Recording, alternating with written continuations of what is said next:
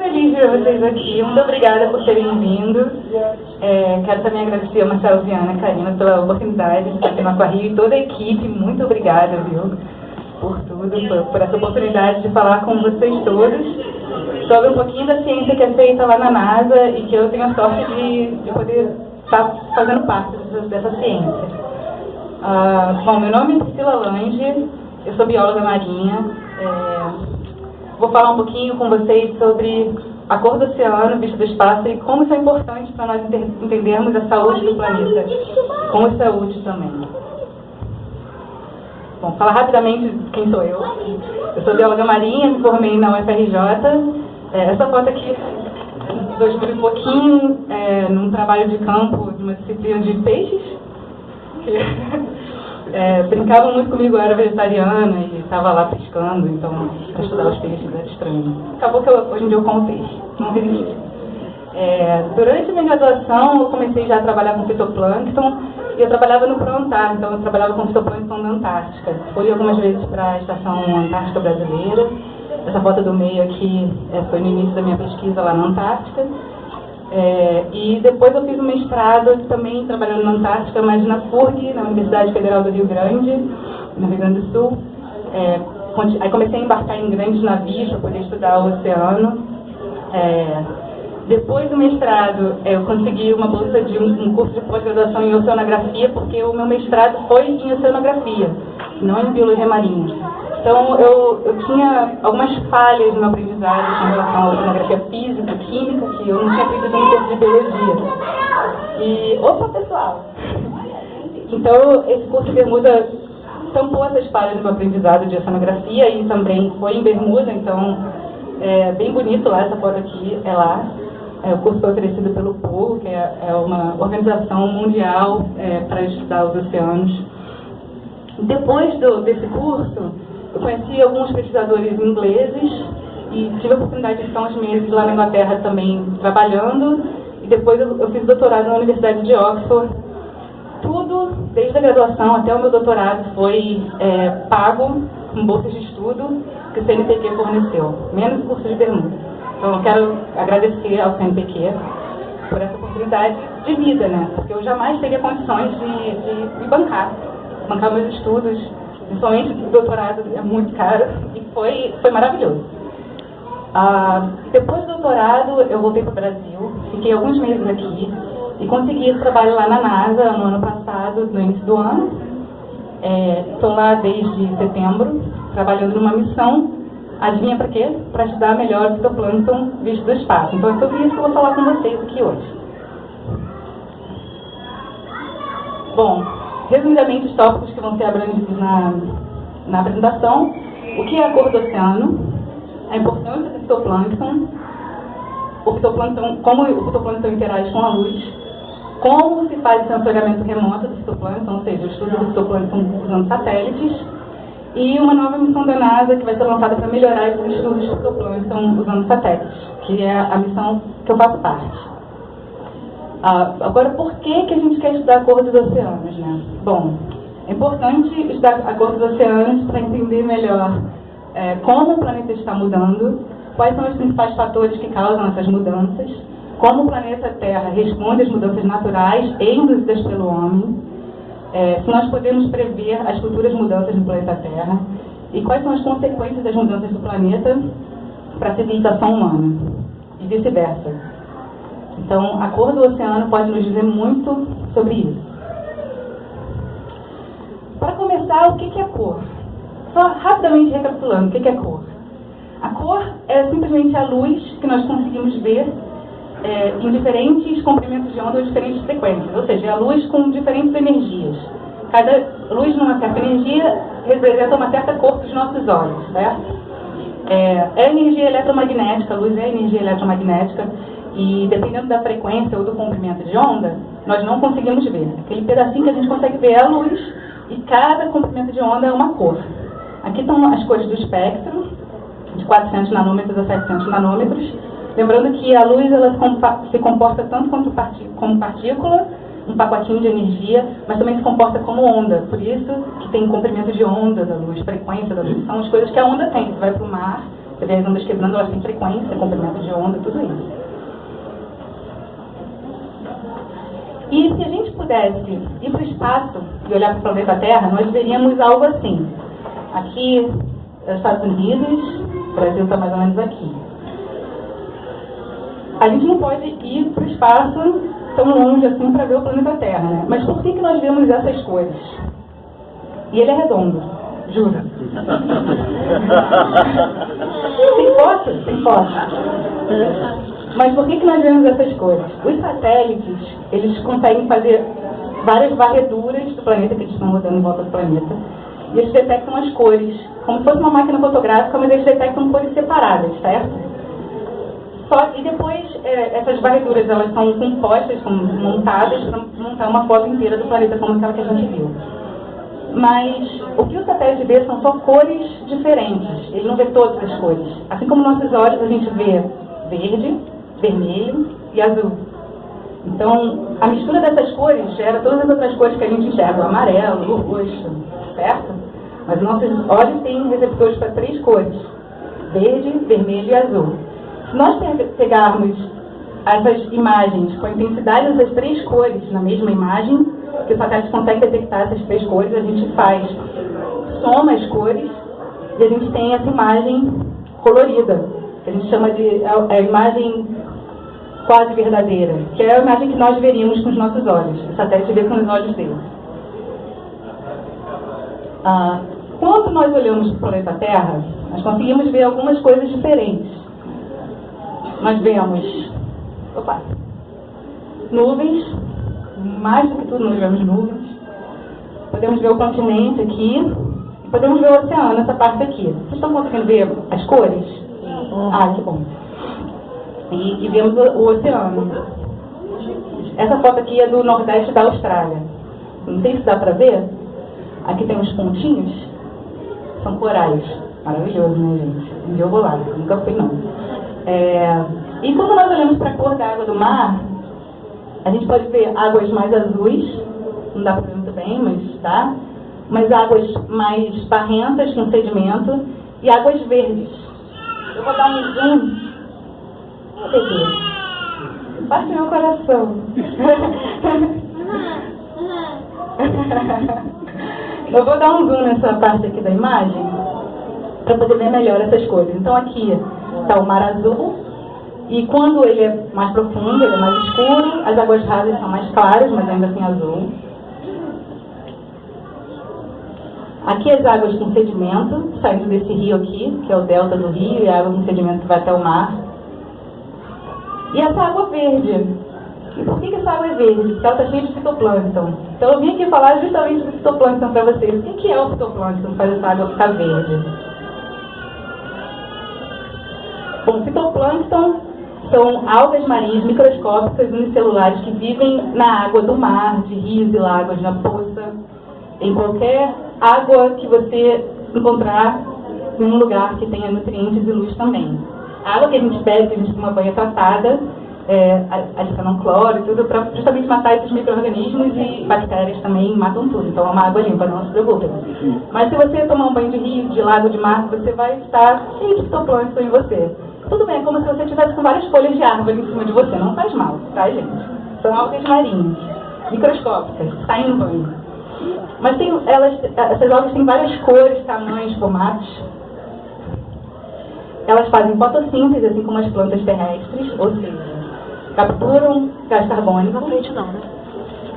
Também utilizam água, mas como elas já estão na água, isso não é um problema. E usam a luz, capturam a energia da luz usando os pigmentos, principalmente a clorofila, assim como as plantas terrestres, e sintetizam açúcares, oxigênios, para poder crescer, né, biomassa. Como eu disse, elas crescem em qualquer lugar que tenha luz e nutrientes. Não sei se vocês lembram, mas nas Olimpíadas de 2016, a piscina ficou verde, e eram essas algas que cresceram. Por algum motivo, não tinha muito cloro, e elas falaram, beleza, tem nutrientes aqui, tá sujinha a água e tal, tem luz, e cresceram. A piscina ficou verde, depois eles trataram e a piscina ficou azul de novo. Mas, realmente, qualquer lugar tem fitoplâncton. Fitoplâncton é muito importante para o nosso planeta, porque simplesmente nós temos oxigênio na atmosfera. E a vida orgânica na Terra porque as primeiras cianobactérias surgiram em algum momento, começaram a fazer fotossíntese, porque não existia fotossíntese, e começaram a produzir oxigênio, o oxigênio foi se acumulando na atmosfera. Graças a Deus nós podemos respirar esse oxigênio. E as outras algas do fitoplâncton foram evoluindo de acordo com as mudanças do planeta Terra. Então, os continentes foram mudando, os novos ambientes foram sendo criados e sempre alguma alga surgia ali capaz de aproveitar aqueles recursos de luz e nutrientes. Então, são organismos realmente muito importantes para o planeta Terra, para todo mundo. Alguns grupos principais, rapidamente, cianobactérias, foram as primeiras a surgir. São muito abundantes no oceano aberto, em áreas onde nenhuma outra alga cresce, elas crescem. Elas são muito boas em crescer onde nenhuma outra alga cresce. As que crescem lá são muito pequenininhas, são os menores organismos fotossintetizantes que existem, mas também existem algumas maiores, como essa aqui que forma filamentos. Cocolitoforídeos são umas alguinhas diferentes, são algas flageladas que têm escamas de calcário. Então, sofre muito com a acidificação do oceano por causa da química de carbonato, mas eu não vou falar muito bem disso, mas tem uma coisa muito legal deles. Os cocolitoforídeos, eles são pesados, porque essa carapaça faz com que eles fiquem pesados. Então, quando eles morrem, eles afundam. E eles são depositados no fundo do oceano. Conforme o tempo vai passando, as placas tectônicas vão se movimentando, algumas partes dessas placas submergem para fora do oceano. Na Inglaterra, você consegue ver esses paredões de Dover, que são brancos. E se você botar essa poeira branca do paredão no microscópio, são carapaças de cocolitoforídeos. E o que acontece? Esse carbonato de cálcio dessas carapaças dissolve de volta para o oceano, e quem captura e usa esse carbonato de cálcio? Os próprios cocolitoforídeos. Então, eles são muito importantes nessa região. Os dinoflagelados são um grupo louco, eles são parecidos com as plantas terrestres, porque tem uma carapaça também de celulose. Muitas formas, tamanhos, eles fazem fotossíntese, eles comem outras células, eles fazem tudo. Alguns deles podem produzir toxinas, mas eles são muito importantes no ambiente marinho. E as atomáceas, que são a comida favorita dos peixes. São algas, células que têm uma carapaça de vidro, de sílica. São muito bonitas, ornamentadas e devem ser muito boas, porque elas têm um tamanho e uma composição nutricional que os peixes adoram. Então, onde você tem diatomácea, normalmente você tem muito peixe, porque você vai ter pode ser um crustáceozinho ou uma larva de peixe que come esses diatomáceas, depois você tem um peixão que come peixinho, outro peixão que come peixão, então os peixes crescem ali. Bom, então o fitoplâncton faz fotossíntese, está nos oceanos, e eles formam a base da cadeia alimentar marinha. Se você não tem fitoplâncton, alguns ambientes, tipo fontes hidrotermais, que estão em lugares escuros, que não tem luz, tem bactérias que fazem quimiossíntese, mas em termos de biomassa no planeta é pequena quantidade. A maioria da biomassa primária dos oceanos vem do fitoplâncton. Então eles formam a base da cadeia alimentar marinha, assim como as plantas formam a base da cadeia alimentar terrestre. Aqui tem uma analogia entre o fitoplâncton, a cadeia alimentar marinha, e aqui uma plantinha, a cadeia alimentar terrestre. Certo? Então são importantes. Tem a ver com o plâncton, né? Sim, o fitoplâncton é a parte vegetal do plâncton. São as algas do plâncton. Os zooplâncton são os bichinhos do plâncton. Plâncton porque eles são pequenininhos e eles vivem flutuando na água do mar. Eles não são capazes de nadar ativamente contra uma corrente, por exemplo. Então eles vivem flutuando, por isso plâncton. Então você tem o fitoplâncton, que é a parte vegetal, e o zooplâncton, que é a parte animal. O zooplâncton come fitoplâncton. Certo? O zooplâncton come fitoplâncton e o peixinho come zooplâncton. E o peixão come peixinho. Certo? Por aí vai. A gente come o peixe. Tá, se você lembrar, fala, não deixa de falar. Certo. Então, como o fitoplâncton faz fotossíntese, precisa dos recursos necessários para a fotossíntese. Água, tudo bem, já estão na água.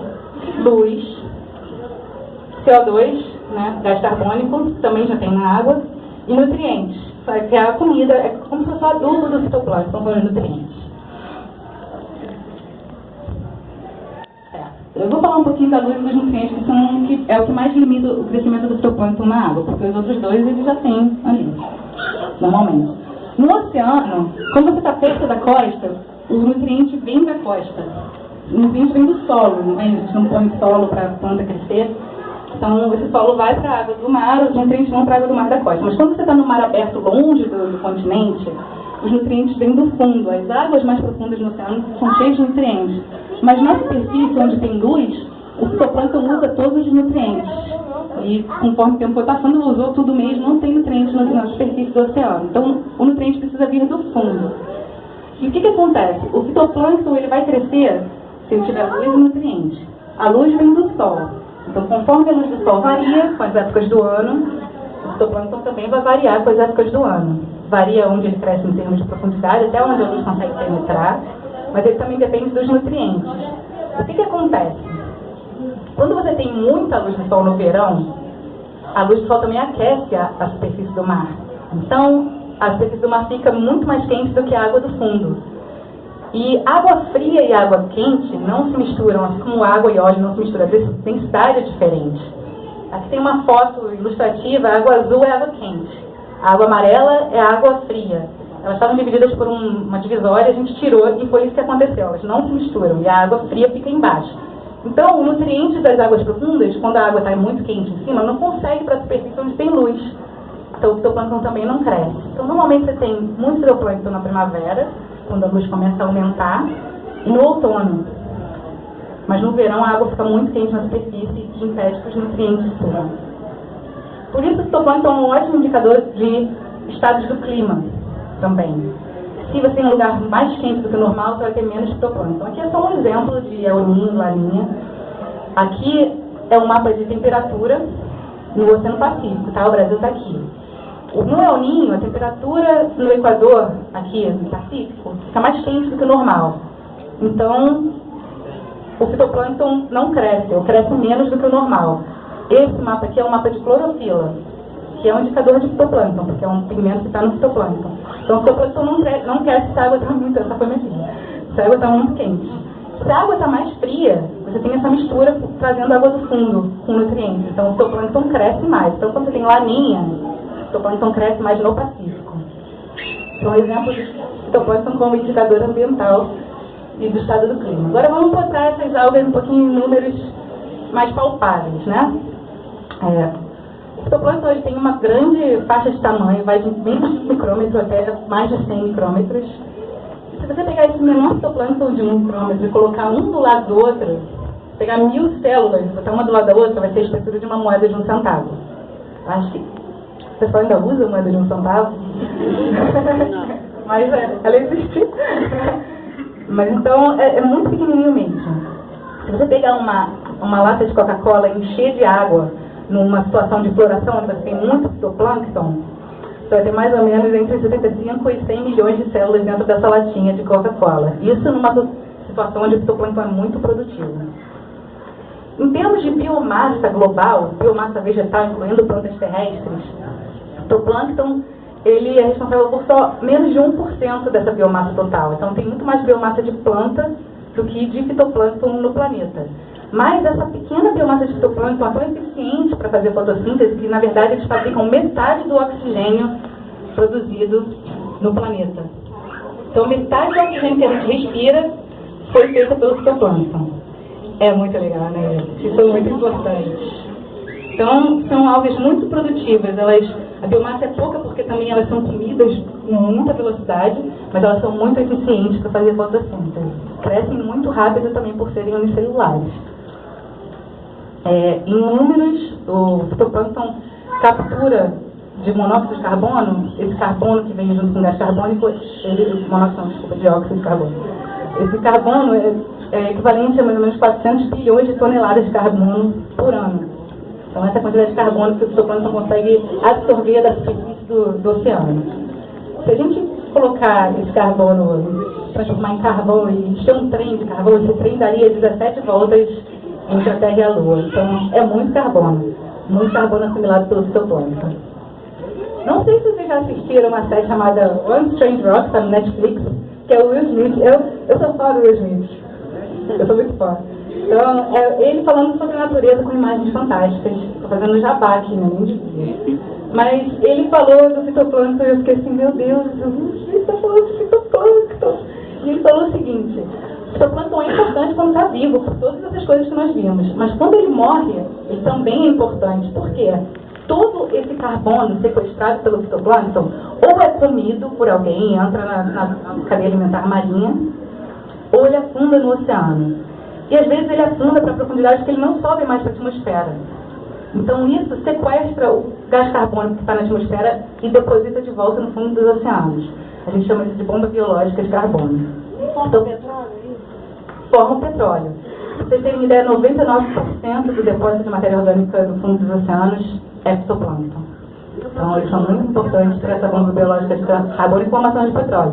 O problema... Eu queria saber, isso deles comem, e os outros comem eles, nós não comemos mal, ou o mar é obrigatório? Eles podem ser comidos quando eles morrem, sim, ou eles podem afundar. As duas coisas podem acontecer. E tem uma coisa também. Eles podem ser comidos e o bichinho vai lá e faz cocô. E o cocô afunda também. Eles ficam só onde tem luz, só na superfície. Então, se você conseguir ver seu pé... Qual, né? Se você conseguir ver seu pé no fundo, tem fitoplâncton ali, porque a luz está chegando ali. Oi? Oi? Gente, você é linda, sabia?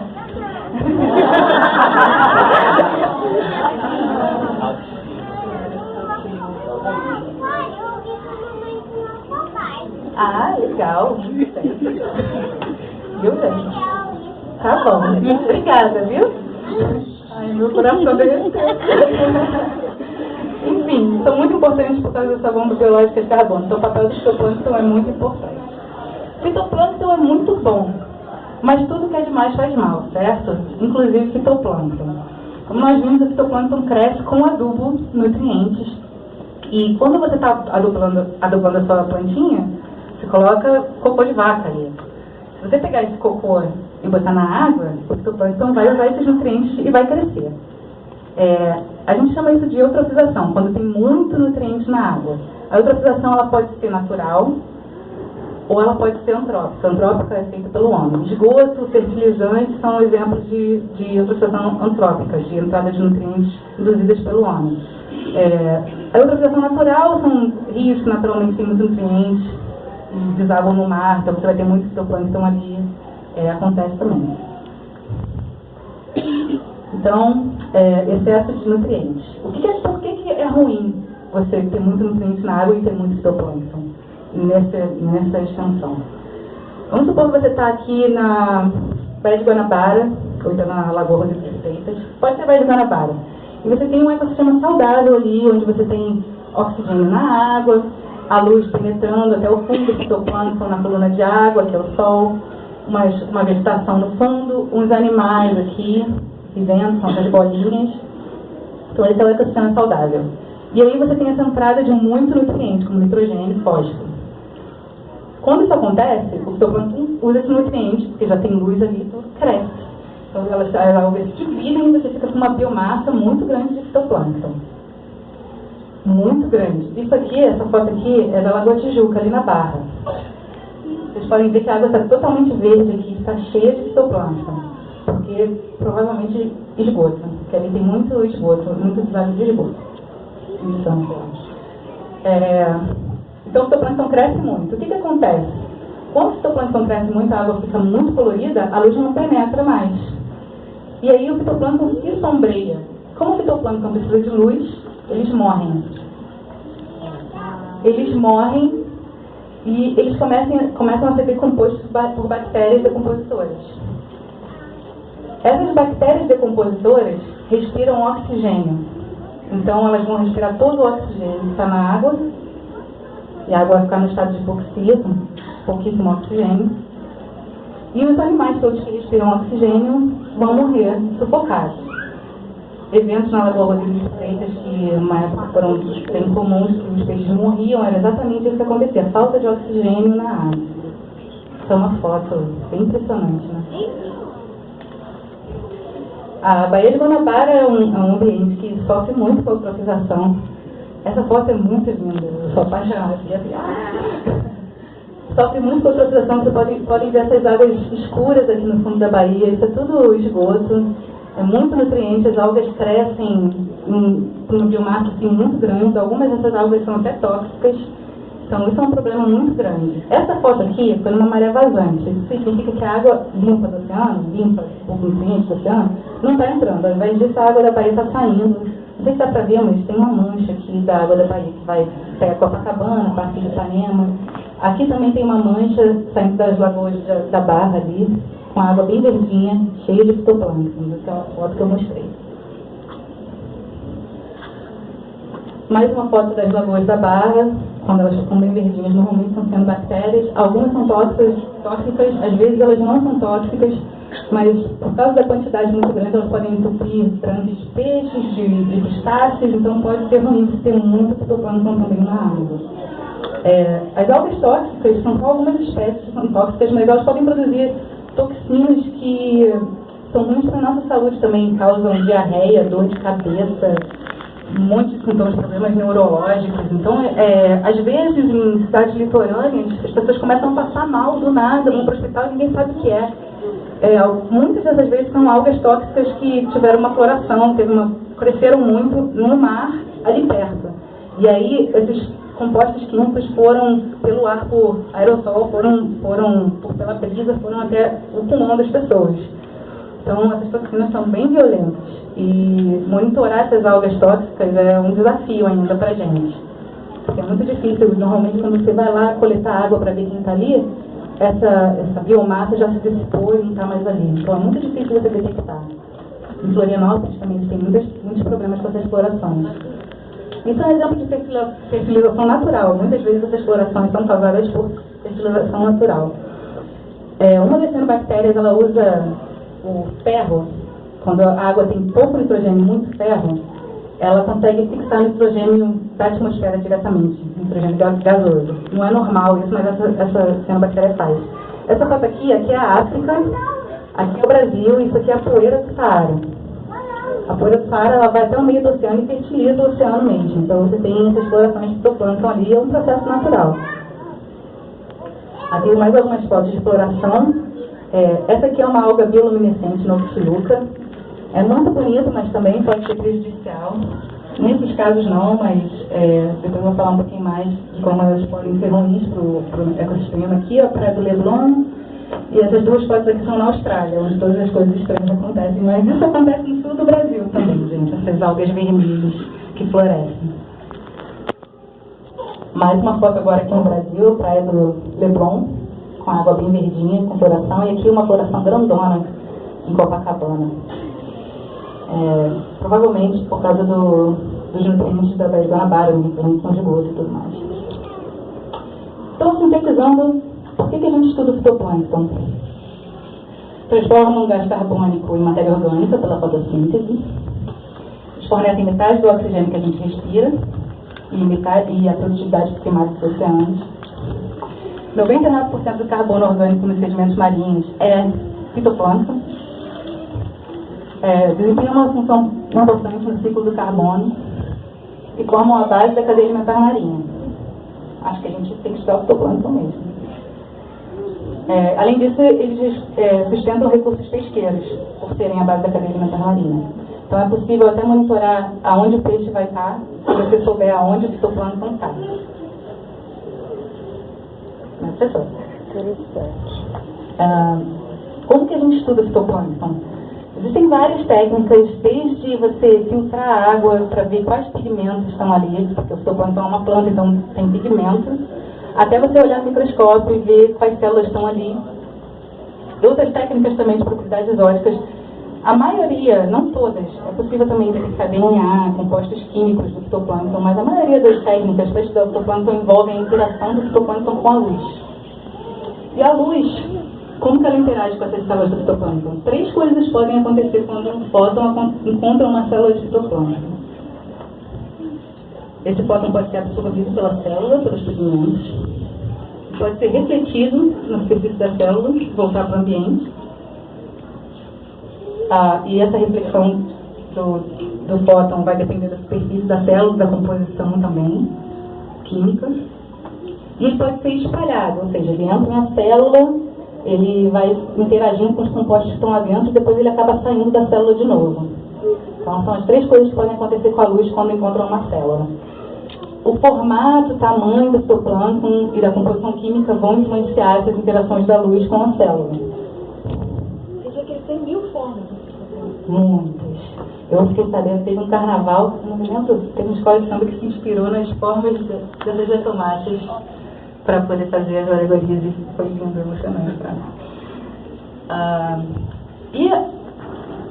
Os maiores responsáveis pela absorção da luz pelo fitoplâncton são os pigmentos. O fitoplâncton tem clorofila, que absorve a energia da luz para a fotossíntese, mas também tem outros pigmentos. Alguns ajudam a clorofila a absorver essa energia, outros evitam, quando a energia está em excesso, muita luz, eles evitam que muita energia vá para a clorofila e absorvem essa energia, esse excesso de energia. Então, os pigmentos são muito importantes e cada espécie tem uma composição única de pigmentos. Então, é possível você, olhando para a cor da água ou para a cor do fitoplâncton, saber ou ter uma ideia de que tipo de fitoplâncton que está ali, baseado na cor. Isso aqui é uma foto com vários tipos diferentes de fitoplâncton, vocês podem ver que tem umas cores mais diferentes. E lembrando um pouquinho por que a gente vê essas cores, né? Bom, a luz branca, não sei se vocês... Daqui a pouco vai aparecer de novo, mas o espectro visível ele tem todas as cores, mas ele não tem a cor branca. Então, o que é a cor branca? É a soma de todas as cores. Quando você tem a soma de todas as cores, a luz fica branca. Então, a luz branca, se você conseguir decompor, é decomposta em todas as cores. Então, a luz branca tem toda a energia em todas as cores. E essa alga aqui, por exemplo, ela é amarela. Por que ela é amarela? Porque os pigmentos absorvem todas as cores, menos o amarelo. Então, o amarelo vai ser refletido de volta para o seu olho e você vê amarelo. Toda a energia em todas as outras cores está sendo absorvida pela célula para ser utilizada. Essa aqui é verde. Por quê? As células estão absorvendo a energia em todas as cores, a luz em todas as cores, menos o verde. Então, o verde volta para os seus olhos e você está vendo verde. Como o principal pigmento do fitoplâncton é a clorofila, e a clorofila faz isso, absorve tudo menos o verde, normalmente nós vemos tons de verde onde tem fitoplâncton. E é o verde misturado com alguma outra cor, dependendo dos pigmentos que estão ali. Então, isso é uma ferramenta muito importante para estudar o fitoplâncton, porque faz com que algas microscópicas que nós não conseguimos ver a olho nu, quando elas estão em quantidade suficiente, é possível ver até do espaço. E é assim que a gente usa satélites para estudar o fitoplâncton, de microscópios a telescópios. Essa é uma foto do mar do Chubut, que fica perto do Alasca ali. Ali é uma região muito produtiva. E dá para ver, isso é o mar, e tem florações aqui de vários tipos de fitoplâncton. Aqui tem uma cor, aqui tem outra cor. Cada cor dessa é um tipo diferente de fitoplâncton. Então, mais detalhadamente, o que acontece? O sol está brilhando ali, com a luz branca em todas as cores. Esse é um fóton feliz, o fóton feliz está vindo do sol. Ele é um fóton branco, em todas as cores. Quando ele entra na água do mar, ele vai ser ou absorvido ou espalhado pelo que está na água do mar, ou pela própria água do mar. Essas setinhas aqui representam as cores, como elas penetram na água. O vermelho, a água do mar, água em geral, absorve muito vermelho. Então o vermelho é a primeira cor que some com a profundidade. Quanto mais água, quanto maior essa camada, mais o vermelho é absorvido. Já o azul, ele consegue penetrar mais porque ele é pouco absorvido pela água pura. Então por isso que o mar é azul, porque o vermelho é absorvido e o que sobra pra gente ver é o azul. Certo? Uhum. Por isso que a atmosfera é azul também, porque tem vapor de água na atmosfera e a mesma coisa acontece. Isso é muito legal, né?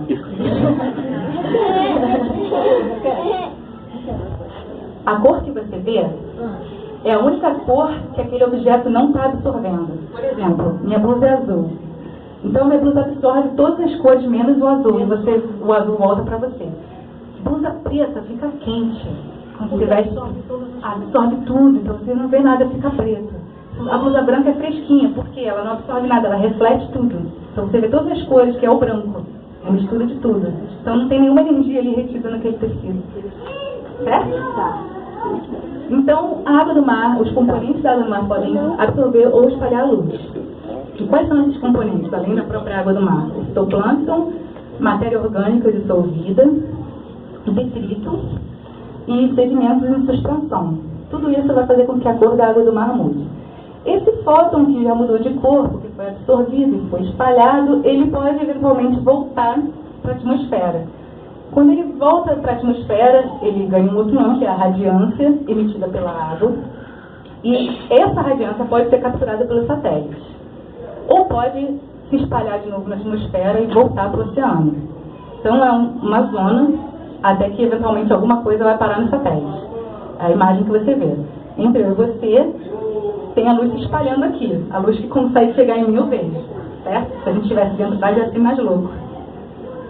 Física é lindo, gente.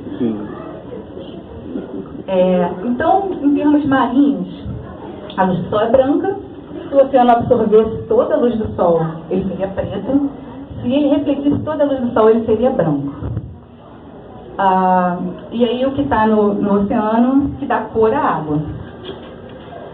As moléculas de água absorvem o vermelho, então aqui você tem todas as cores e o vermelho está sendo absorvido. Então quando você vê a água é azul, porque são as cores que são menos absorvidas. O fitoplâncton, a clorofila, absorve o azul. Olha como a natureza é fantástica. Absorve justamente a cor que sobrou ali na água. Então a clorofila absorve o azul. E o que acontece?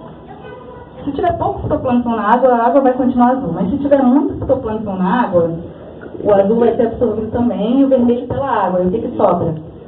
Verde. Então, quando a gente vê a água verde, ela tem fitoplâncton. E aí o satélite captura essa imagem.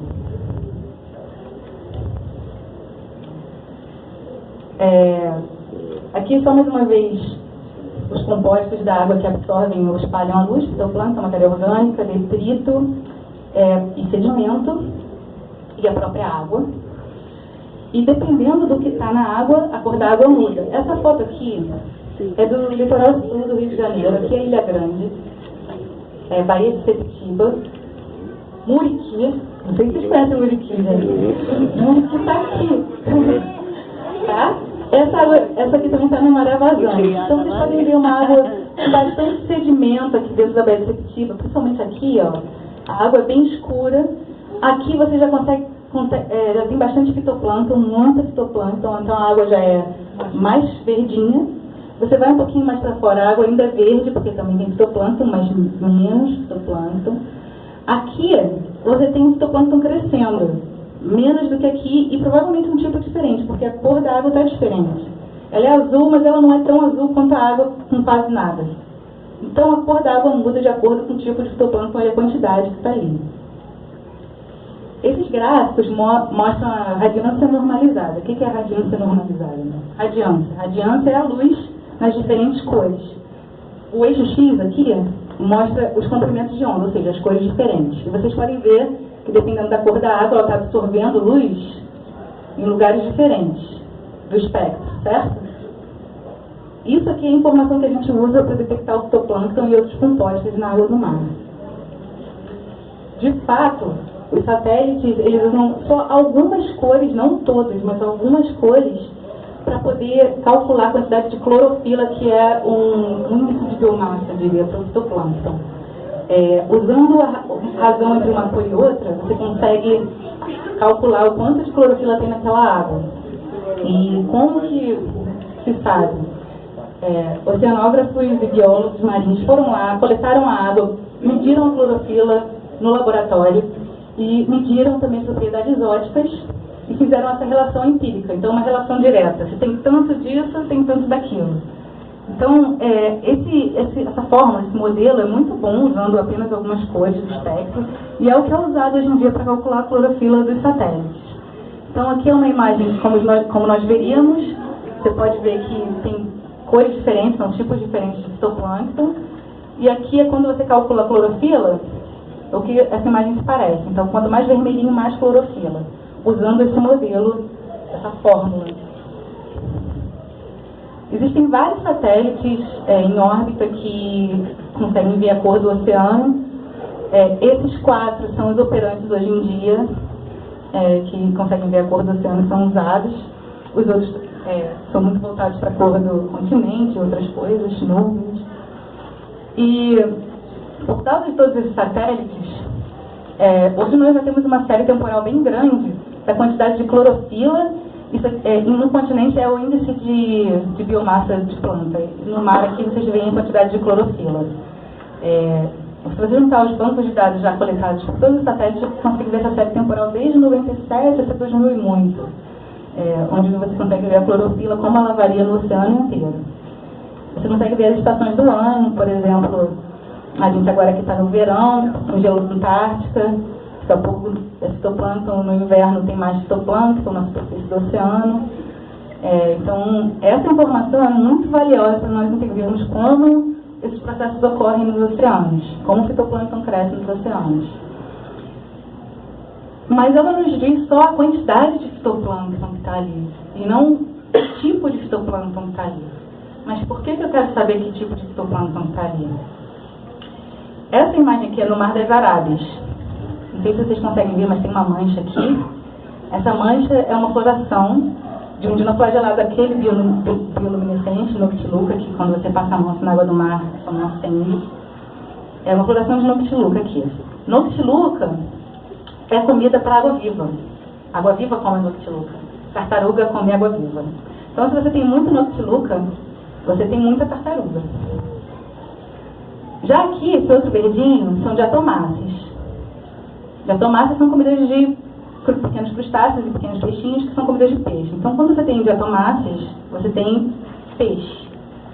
Então, você pode saber a quantidade de fitoplâncton que tem ali, mas isso não vai te dizer sobre como o ambiente é, que tipo de animal, que tipo de ambiente você tem ali.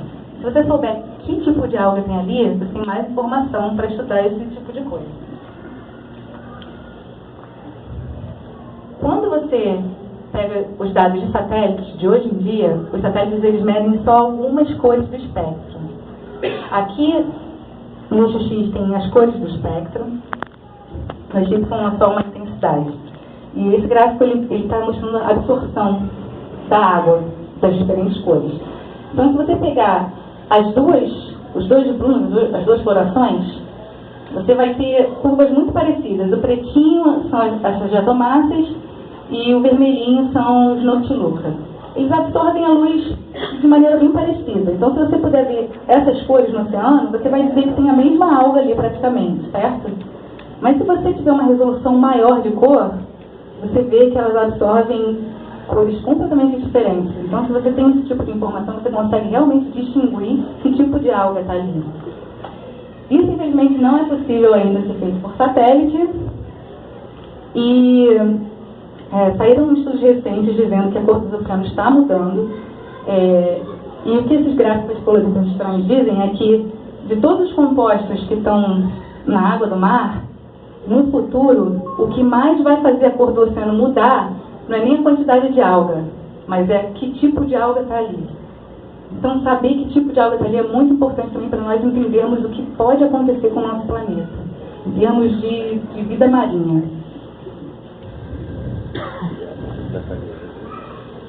Então, hoje em dia, isso é o que os satélites veem, quantidade de clorofila, quantidade de algas. E o que nós queremos ver é que tipo de alga. Aqui cada cor é um tipo diferente de alga. O vermelhinho é comida de peixe.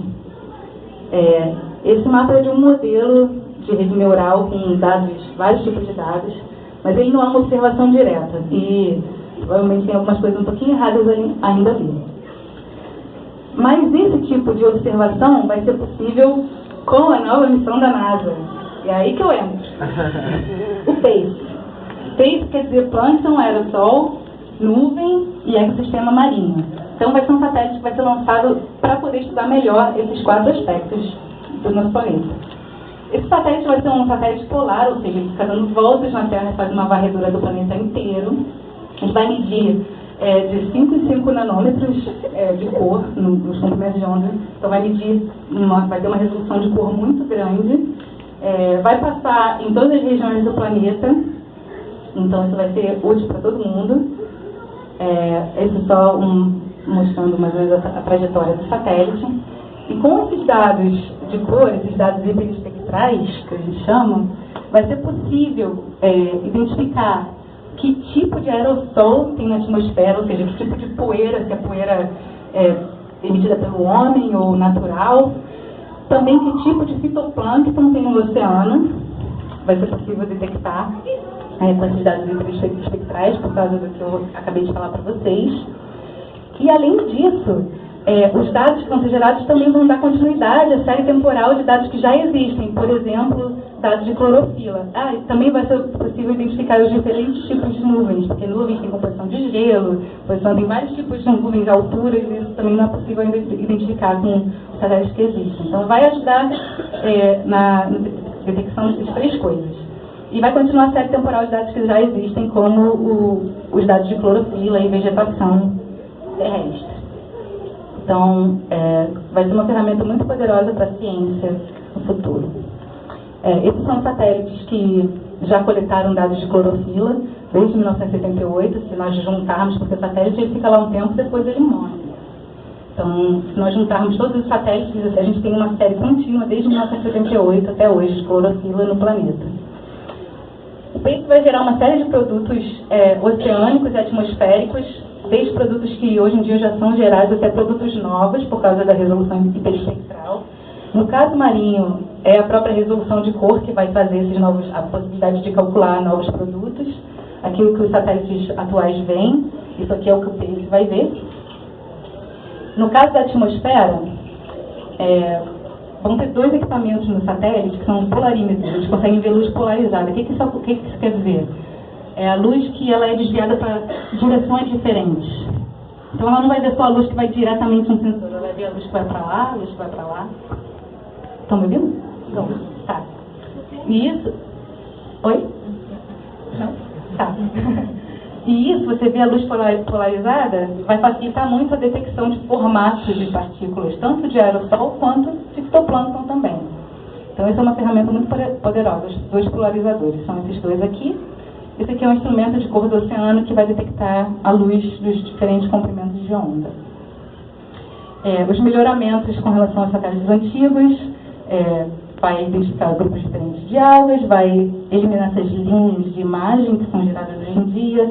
O reflexo da luz do Sol na Terra é um grande problema para sensoriamento remoto e você ter um polarímetro vai eliminar esse reflexo, é que nem você usar um óculos polarizado. E altitudes variadas de nuvens e dessas plumas de aerossol também. Então, isso vai melhorar o conhecimento sobre os aerossóis, como os aerossóis influenciam os ecossistemas oceânicos e ciclos biogeoquímicos, e como os processos biológicos e fotoquímicos no oceano influenciam a atmosfera também. Quem vai usar esses dados? Gestores de recursos naturais, que vão poder usar esses dados para a qualidade de saúde humana, por exemplo, explorações de algas nocivas, pesca comercial, mitigação de desastres, pesquisadores nas áreas de biologia, ecologia, oceanografia e ciências atmosféricas, usuários militares que precisam de previsão do tempo boa, agências governamentais para manejo de pesca também e preditores de saúde humana, o setor comercial de energia renovável, interesse no desenvolvimento de tecnologias ambientais, educadores e tomadores de decisão e economistas em nível local, regional, federal e internacional. Esses dados vão ser disponíveis de graça, assim como os dados de satélite hoje em dia são disponíveis. Só você botar no Google, entrar na página da NASA e baixar os dados que você quiser. Então isso é muito bom. É um produto para o planeta, não só para os Estados Unidos. Opa! Volta! Não volta? Tudo bem. Eu vou encerrar com uma frase de um oceanógrafo que morreu no início do ano, chama Walter Mann, que ele foi um dos primeiros oceanógrafos que existiram, uma das primeiras pessoas que estudaram o oceano. Ele diz o seguinte: o efeito mais profundo da oceanografia por satélites não foi o desenvolvimento de novos sensores ou a cobertura global, mas sim o fato de que pela primeira vez os processos oceânicos foram amostrados adequadamente. Ou seja, você pode olhar para um lugar e você vai ver uma coisa, mas você não sabe como aquilo aconteceu, por quê, de onde veio. Mas você olhando o planeta inteiro, você consegue entender processos. E isso foi o que o sensoriamento remoto trouxe para a ciência. Esse é um mosaico de tipos de informação geradas por satélites hoje em dia. Muito legal. Bom, se vocês quiserem saber mais sobre a missão PACE, vocês entrem na página pace.gsfc.nasa.gov. Lá vocês vão encontrar informações sobre os produtos que vão ser gerados, o estado da missão, a própria conformação do satélite. E se você... Aqui tem Twitter, Facebook, para quem quiser entrar em contato com a gente. Se vocês forem um pouquinho para baixo na tela, vocês vão encontrar esse botão, que está dizendo em inglês, mas está dizendo que tipo de fitoplâncton é você. É um questionário que você responde e você vai descobrir qual fitoplâncton você é. Se você estiver curioso de saber por que, você clica no fitoplâncton e ele vai te dizer as características daquele fitoplâncton, e você pode pensar, isso tem a ver comigo? Será que eu gosto de nadar sozinha? Será que eu gosto de estar com meus amigos? Eu gosto de frio, de calor? Enfim, é uma brincadeira que a gente fez, mas quem quiser, tiver de bobeira, pode entrar. É isso, gente. Muito obrigada pela presença de vocês.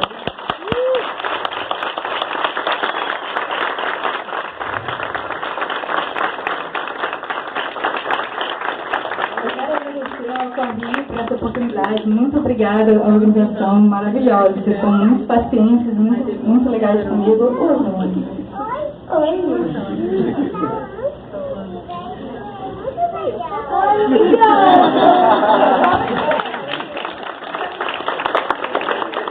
Obrigada também ao professor Marcelo Viana por me dar essa oportunidade de colocar em contato com o pessoal daqui e, sinceramente, ele me apoiou demais na minha vida inteira, assim, acadêmica, profissionalmente. Muito obrigada por tudo.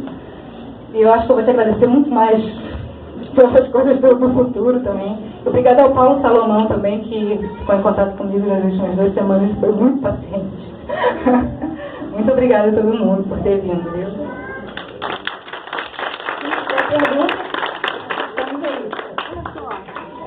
Eu sou artista plástica, eu estou fazendo trabalho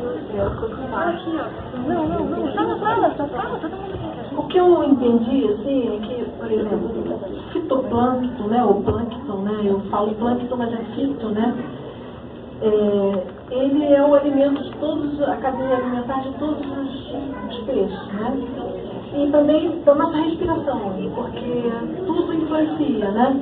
Mas e o caso do plástico, que o homem está jogando plástico no mar? Mas o fitoplâncton, ele morre no fundo, não é isso? E esse fundo vira petróleo. E o homem transforma esse petróleo em plástico. Então como é que é isso, assim, sabe? Porque é um negócio assim, que vai e volta, e vai e volta, e tudo isso. Certo. Então, eu falei... Já foi? Eu falei rapidamente disso. O plástico, ele é um derivado do petróleo, certo? Derivado do fitoplástico. Sim. Só que existem velocidades nesses processos. Então, as taxas, a velocidade com que o fitoplâncton captura o carbono da atmosfera e deposita no fundo do oceano é muito menor do que a velocidade com que o homem está extraindo o petróleo e colocando de volta na superfície. Por isso a gente está tendo acúmulo de CO2, de efeito estufa, aquecimento total do planeta, mas na verdade é o acúmulo de energia, porque o gás carbônico ele prende a energia do Sol na atmosfera, então tem acúmulo de energia, você tem eventos severos de clima por causa disso, certo? Então o problema são as taxas, é a velocidade. O fitoplâncton não consegue ser tão eficiente assim para exportar o carbono. Mas ainda assim, o plástico, ele também interage com a luz, igual o fitoplâncton, né? Então ele também espalha luz, ele também absorve luz. Então sim, com certeza. Normalmente a quantidade de plástico não é tão grande, hoje em dia, ainda não é tão grande para influenciar o sinal. Então a gente consegue ainda ver o fitoplâncton, mas se a gente tiver um tapete de plástico em cima do oceano, isso vai influenciar. E também tem o problema do microplástico. O microplástico, ele ocupa o mesmo lugar no ecossistema que o fitoplâncton. Ele tem o mesmo tamanho, o mesmo formato. E ele é comido pelo plâncton também, vai ser comido por peixe, é um grande problema. E pela gente, né? E por nós. Não se sabe ainda como o microplástico está influenciando o sinal óptico dos oceanos. Isso é uma questão muito importante e com certeza isso é tema para trabalhos que vão começar a ser feitos por agora. Então, se você quiser trabalhar com isso, é um tópico bom. Vai que é tudo. Não, porque é isso que eu estou fazendo. eu fiz um trabalho que é todo feito de plástico, para falar sobre Ah, obrigada. Então, ela está fazendo um trabalho, ela é artista plástica, está fazendo um trabalho com plástico, então fiquem antenados. Oi, meu nome é Alexandra, eu sou comunista, a gente está fazendo um trabalho com a Baía de Guanabara e eu queria saber, agora a gente está olhando quem é o lugar e qual seria a utilidade dele publicamente. Aí também chegando tarde, desculpa, eu queria saber um pouco da sua trajetória, se você já falou disso. Eu falei. Não, mas depois eu falo. Certo. Ela perguntou se é possível estudar ambientes menores, como ambientes costeiros, lagoas, baías, coisas assim, satélites bem, né, um espaço muito grande. Sim, existem, principalmente hoje em dia o Landsat 8, ele captura imagens muito boas costeiras. É um satélite, em teoria, voltado para o continente, ele é muito usado para água. Essa imagem da Baía de Guanabara, não sei se você viu, que eu mostrei, foi capturada pelo Landsat. E você pode, dessas imagens capturadas do satélite, você tem que aprender para a sua região como descartar todo o efeito da atmosfera, da cor. Então você precisa de um filtro de atmosfera. Você pode entrar em contato com pessoas que já fazem isso, porque é uma coisa meio complexa, uma área enorme de pesquisa.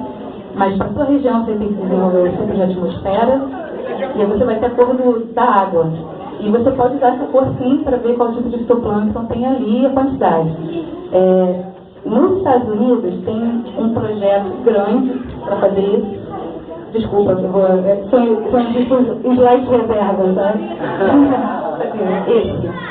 Esse projeto é o CIAN. É um projeto para monitorar a exploração de cianobactérias nos reservatórios e lagos dos Estados Unidos.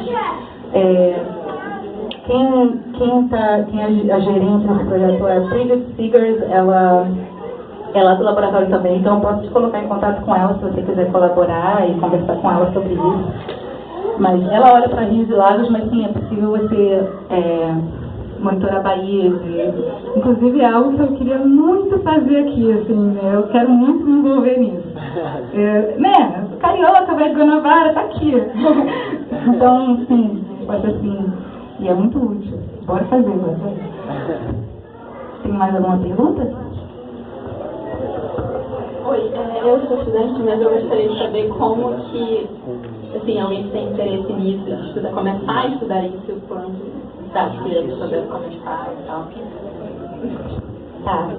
Eu sou bióloga marinha, então eu também não tive muita formação em ótica e satélites e tal.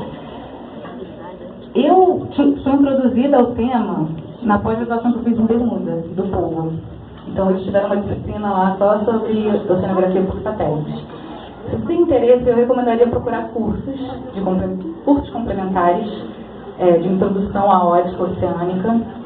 Existem alguns, muitos, a Unesco oferece vários cursos, o IOC oferece vários cursos, do povo, e eles têm bolsa para brasileiro. Então, procura, sim, tem. Quem faz oceanografia provavelmente já tem uma introdução à ótica, o pessoal das ciências atmosféricas é craque nisso, mas eu procurei cursos complementares, no meu caso. Então, eu recomendaria fazer isso também.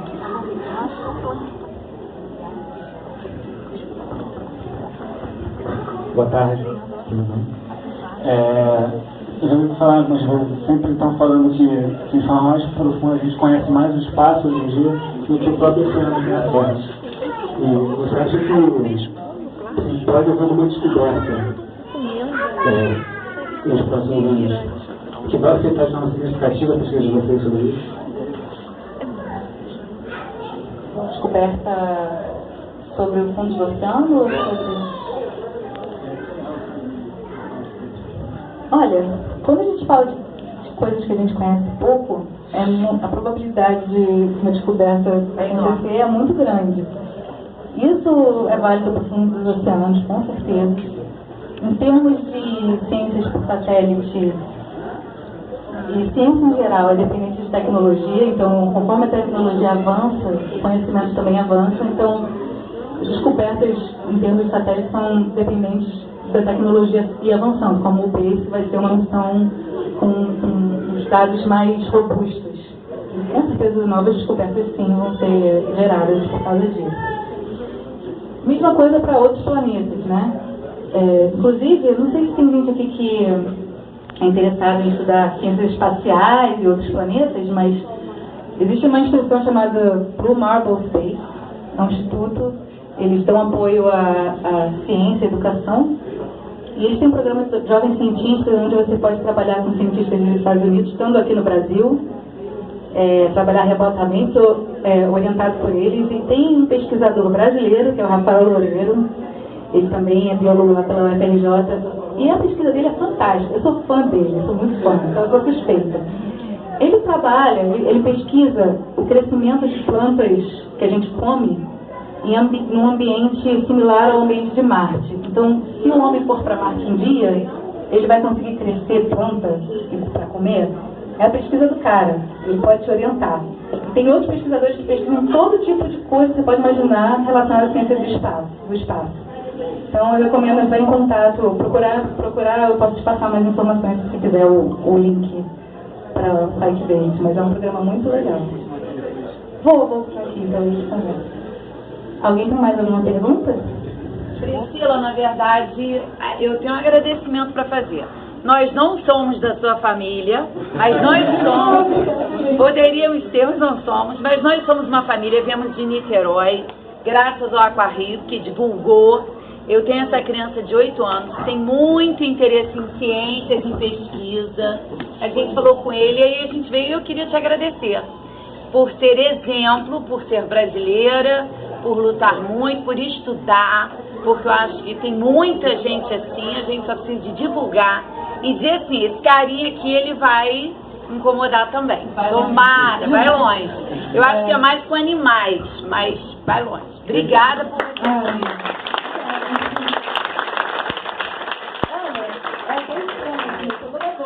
mas ao mesmo tempo, esse elogio não é pra mim, não. É pra todo mundo. Não, mas é pra todo mundo que me deu as condições para chegar aqui. Eu não cheguei aqui sozinha. Mas a sua mente te levou aí. Eu queria. É uma gratidão. A minha contribuição é pequena, mas importante. Que a contribuição que cada um pode dar que é a seguinte: não desiste. Tá? Não desiste. Se vocês têm um sonho ou alguma coisa que vocês querem fazer, sinceramente, eu fiz doutorado em Oxford. Eu nunca pensei que eu fosse fazer doutorado em Oxford, gente. Oxford. Que? Sabe? Eu falei assim, vou tentar. Vou mandar o projeto para o CNPq, vai que eles me bancam. Vai que eu consigo uma bolsa. E eu conseguia.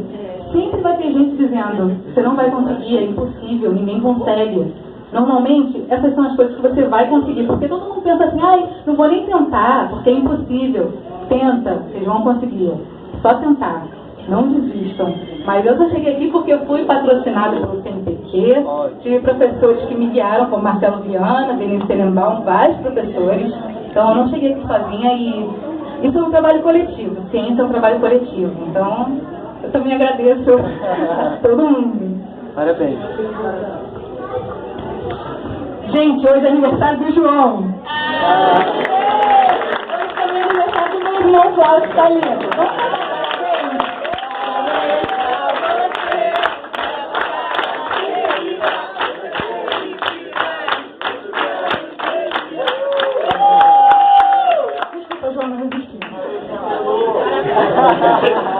Priscila, como pesquisadora, cientista e tudo mais, você, dada a situação do CNPq e tudo que está rolando aqui no Brasil, você ainda apoia a ciência brasileira ou acha que o melhor é partir para fora? Ou ficar aqui e lutar para melhor?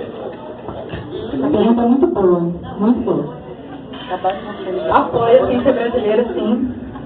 Posso te contar o que aconteceu comigo. Quando eu voltei da Inglaterra do doutorado, eu queria ficar aqui, eu não queria sair de novo. Então eu procurei trabalho, fiz concurso, mas na minha área, isso é bem específico para a minha área, eu sou bióloga marinha, oceanógrafa, na minha área, hoje existem muitos profissionais maravilhosos, você não tem noção, a galera, se não tivesse aqui, seria idolatrada. Tem muito profissional bom trabalhando como professor, como pesquisador, e não ganham o que merecem. A pessoa já faz isso há anos, então não tem a vaga, então não tem trabalho. Tem trabalho, mas não tem um emprego, a carteira assinada, entendeu? Então não tem a estabilidade. Hoje, isso é bem específico para hoje. Então, é difícil? É. Agora eu vou te falar, ninguém desiste. Todo mundo está aqui, todo mundo está tentando, e a gente tem que valorizar o que a gente tem. Eu só fui para a NASA porque foi o que eu consegui. Sinceramente, eu estava tentando. Aí, em um mês, eu fiz a posição lá, o emprego, tentei e me chamaram em um mês, foi muito rápido. Por isso que eu fui. Quando eu cheguei lá, eu falei, beleza, estou aqui. Agora eu vou dar um jeito de ajudar quem está lá, ou tem que contribuir. Eu não quero estar fora, eu quero estar aqui. Tem gente que prefere estar fora e não tem problema. Todo mundo pode contribuir. Sim, a ciência é uma coisa global, mas ela pode ser aplicada aqui. E, não sei, para mim, assim, meu fascínio é aplicar a ciência aqui. Mas eu sei que lá eu posso aprender muita coisa que eu posso trazer para cá. Então foi a minha motivação de ir também. Porque eu queria ficar aqui. Mas o que eu digo é, mesmo que as pessoas não possam estar aqui, apoiem a ciência aqui. Tem várias maneiras que você pode fazer isso. Não só estando aqui, reclamando da vida, não consigo um emprego, sabe? A gente dá um jeito de fazer o que a gente gosta e o que a gente acha importante. Tá difícil hoje em dia para a ciência aqui, bolsas estão sendo cortadas, verbas estão sendo cortadas. É uma fase. É uma fase. Pode durar pra caramba essa fase, mas é uma fase. A gente não pode botar na nossa cabeça que isso é permanente, mesmo que seja, mas não, sabe? Vamos olhar pra frente, vamos ter esperança, vamos fazer as coisas acontecerem ao invés de esperar. Certo? Então é o que eu diria, apoie sim a ciência aqui, tente de qualquer maneira ficar aqui, se não conseguir ficar aqui, tenta ajudar quem está aqui, ou colaborar, não é ajudar, é colaborar com quem está aqui, para fazer a ciência no nosso país crescer. A gente tem muitos gênios, gente, vocês não têm noção, tem muita gente boa aqui, eu fico assim, tanto que quando as pessoas saem daqui, o pessoal de lá de fora fica assim, meu Deus, brasileiro criativo, brasileiro consegue fazer essa ciência muito boa é tipo uma MacGyver, com uma caneta e um barbante, sabe? Isso eles estão acostumados a outras coisas, eles têm recursos, a gente não tem, a gente trabalha com o que a gente tem, a gente faz coisas sensacionais em termos de ciência, sabe? Então, vamos continuar fazendo isso, tá ótimo pra gente. Tira a experiência boa disso, ao invés de olhar pro lado ruim, ele tem recursos. Caraca, olha o que eu sei fazer com o que eu tenho. Sabe?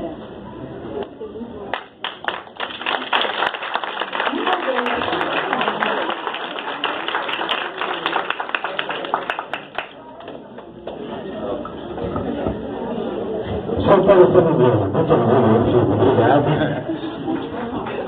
Está muito difícil. Meu nome é Marcelo Viana, fui professor da FRIA no meu primeiro ano de faculdade. Primeiro ano que eu retornei para a faculdade como professor.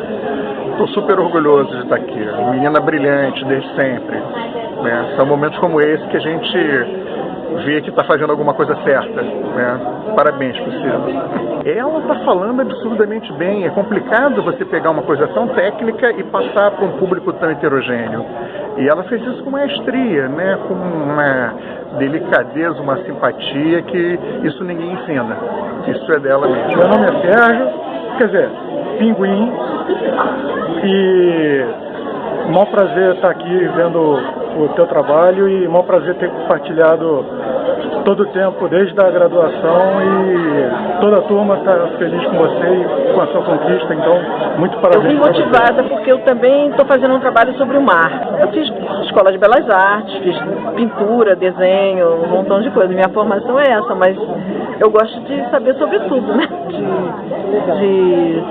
Então eu dei um nó, eu até tentei fazer uma pergunta, mas eu não, acho que eu não consegui bem entender não, porque o plâncton origina também o petróleo, através do seu corpo, que ele vai morrendo, vai partículas, de fitoplânctons formam o petróleo. E o homem retira o petróleo e faz o plástico. E o plâncton está de novo comendo o plástico que ele formou. Ele formou um plástico, Então, no caso, através do petróleo. Aí a minha cabeça pirou, porque se ele está comendo ele próprio no passado, né, não sei. Aí a gente vai virar plástico, porque o peixe come o plâncton, toda a cadeia está sendo modificada por esse plástico que o homem está jogando no mar. E eu queria saber, que para mim está dando um círculo vicioso ali que eu não consegui ainda captar. Tem que parar de fazer plástico, né? Óbvio, primeira ideia. Mas o cara que é dono do petróleo, que tira o petróleo, ele nunca vai querer isso. Ele vai querer tirar todo o petróleo, ficar riquíssimo, e depois ele mesmo vai morrer, porque vai ficar tudo plástico. Ele também. Quando vi o resumão que ela fez aqui, mostrando todos os detalhes fundamentais e o porquê de chegar aonde ela chegou e vencer como ela venceu. Então, no que diz respeito à parte de transmitir o aprendizado que ela, obviamente, colheu dentro e fora do país, ela hoje consegue transmitir para pessoas a energia e a vontade, a dedicação, que tudo é possível para todos. E então eu fico muito feliz, principalmente em saber que a Priscila, que é uma menina que tem um conhecimento vasto hoje, mas que ainda está abaixo daquilo que ela vai conseguir, porque ela é muito maior do que o que se apresentou hoje aqui. Ela tem muito mais a alcançar, principalmente transpor até a linha desse horizonte, que é um aprendizado que a gente não consegue, na realidade, simplificar em palavras. Então, eu fiquei muito feliz com toda a palestra dela e o aprendizado fundamental de tudo que ela passou para a gente. Se eu quiser continuar meus estudos lá, seria melhor eu tentar fazer ou algum curso lá, desde o bacharelado, entendeu? Para eu ter esse trabalho, que é diferente. Eu já fiquei bastante tempo nessa decisão. Então, o que você acha dessa coisa de pós-graduação, tentar ir direto para pós-graduação, mesmo tendo minha base de comunicação? Então, eu não saberia nada de oceanografia, nem coisa. Vários oceanógrafos têm base em computação, vários têm base científica, não tem base de oceanografia, senão a grande maioria. Então, eu diria, já que você quer fazer cursos complementares, faz logo após. Cumpra mais o seu currículo. E você acaba, não é só uma questão de tal, o seu salário. Você tem mestrado, doutorado, você ganha mais para fazer o mesmo trabalho, se você tiver pós-graduação de empresa, tirando lá para cima, entendeu? Então é melhor fazer o mestrado, doutorado. Mesmo com graduação aqui, porque assim, pelo menos na minha visão faz preconceito de alguns que vêm para graduações brasileiras pela diferença do nível, eu não sei exatamente como é na realidade. Então, para fazer fora. E emprego fora também, porque afinal emprego é diferente. Porque emprego, o cara ele não quer saber onde você se formou, ele quer saber o que você sabe fazer. Então ele quer saber sua experiência no trabalho, você fez estágio, o que você fez no seu estágio. Para conseguir bolsa, eu acho que conta onde você estudou, mas sua experiência de estágio, essas coisas de novo, contam bastante também. E eu acho que você tem que tentar bolsa. Tenta a bolsa de fora, se você quiser voltar para o Canadá ou para os Estados Unidos ou para a Europa, tenta a bolsa de lá, tenta a bolsa daqui. Quando eu fiz doutorado, eu tentei 3 bolsas, em 3 universidades, fiz 3 projetos. Eu quase morri, tipo um mês, 3 projetos. Eu falei, e aí eu consegui as 3. Eu achei que eu não ia conseguir nenhuma, entendeu? Eu tive muita sorte também, tiveram muitas bolsas no ano que eu entrei. Mas assim, tenta, tem que ir tentando. Se você conseguir, depois você pensa, o que eu quero, entendeu? E todas as possibilidades, eu posso tentar aqui, eu vou tentar, escreve um projeto, manda seu currículo, entra em contato com as pessoas que você quer trabalhar. Quero trabalhar com esse cara, dá pra eu fazer um mestrado lá? Dá. Entra em contato, fala que você quer fazer mestrado, quer trabalhar com gente, você gosta muito de satélite ou de outras espécies, fala o que você já fez, manda tipo um e-mailzinho pro cara. E ele já vai te dar as indicações, olha, tem essa bolsa, a gente pode fazer isso, pode fazer aquilo. Legal. Tem que entrar em contato com as pessoas e tentar tudo. Oi, gente, fiquei super emocionada. É muito bom ver a Pri, que eu conheci pequenininha, ver o quanto ela avançou, o quanto ela está avançando e o quanto ela está fazendo coisas tão importantes para o nosso planeta. Eu amei, fiquei super emocionada. Um beijo. Paula Guimarães, ciência reca, e eu amei a palestra da Priscila. Estou muito feliz, ela é muito incrível, um exemplo pra gente, vai ser incrível. Um beijo. Parente dela, com certeza, você é parecidíssima com ela. Eu achei a palestra muito interessante, primeiro por ter uma brasileira discutindo ciência em altíssimo nível, né? Devolvendo isso pra gente aqui no Brasil, trazendo toda a informação que ela adquiriu no exterior pra gente. Ela podia ficar com esse conhecimento pra ela, lidar de uma maneira exclusivamente profissional, né? E, no entanto, ela resolveu compartilhar isso conosco, formar um horizonte de outras pessoas também buscarem pelo que ela conseguiu, e são informações que, para mim, que trabalho agora recentemente com questões relativas ao mar, é uma maravilha, assim, é incrível. Olha, eu achei que a palestra foi muito esclarecedora. Eu acho que trouxe informações práticas para quem não é da área, muito legais. E eu acho que dá até orgulho, assim, da gente ter uma pessoa tão especial para o nosso país, desenvolvendo coisas tão importantes para a ciência, não só brasileira, mas mundial mesmo. Então eu desejo todo sucesso para a Pri, mais, que ela merece muito. Parabéns, Pri.